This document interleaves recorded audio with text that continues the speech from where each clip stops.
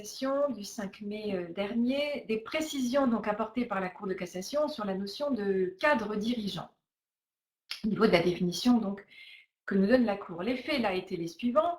Un cadre dirigeant responsable de production dans une société appartenant à un groupe avait contesté sa qualification de cadre dirigeant. Selon lui, le pouvoir de direction était assuré par le directeur général du groupe et les différents directeurs des services supports. Lui avait simplement, entre parenthèses, pour mission de faire fonctionner techniquement le site de production et de gérer le personnel technique, suivant les consignes provenant du siège social.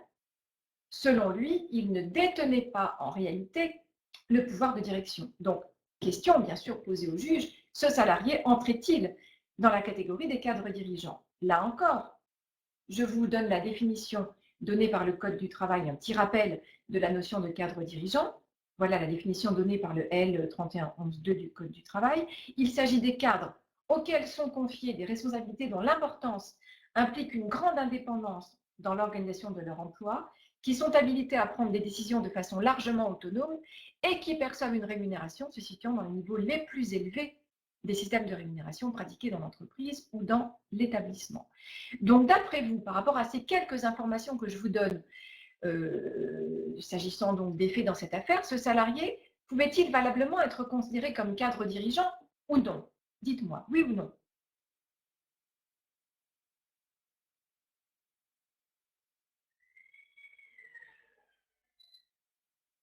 Là, c'est partagé la réponse, hein, parce qu'effectivement, pour ce salarié, lui estimait qu'il ne détenait pas le pouvoir de direction. Mais est-ce que c'est seulement ça? Est-ce que c'est le seul critère par rapport à la notion de cadre dirigeant? Alors, réponse. Réponse, je ne laisse pas durer le suspense.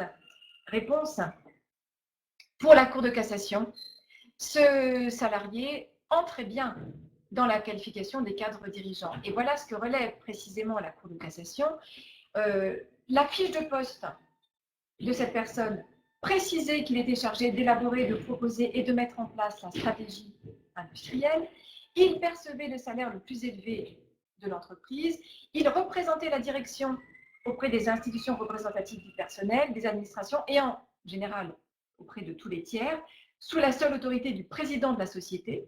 Il définissait les ressources techniques et humaines nécessaires à l'exploitation et enfin, il élaborait le plan d'investissement du site. Tous ces éléments, selon la Cour de cassation, faisaient ressortir qu'il participait bien à la direction de l'entreprise. Et donc, concrètement ici, suivre les consignes qui provenaient du siège social du groupe n'est pas antinomique avec la qualification donc du cadre dirigeant. Le salarié avait tenté d'argumenter par rapport à cette notion-là, mais la Cour de cassation donc ne l'a pas suivi. Oui, oui, voilà. Voilà. Donc c'est intéressant, je vous le cite. Alors, ce n'est pas un arrêt extraordinaire, mais enfin, c'est un arrêt intéressant tout de même, parce qu'on n'a pas beaucoup de jurisprudence sur la notion de cadre dirigeant. Il n'y a pas beaucoup de contentieux non plus, c'est exact. Mais voilà, ça me paraissait intéressant de l'évoquer devant vous. Alors.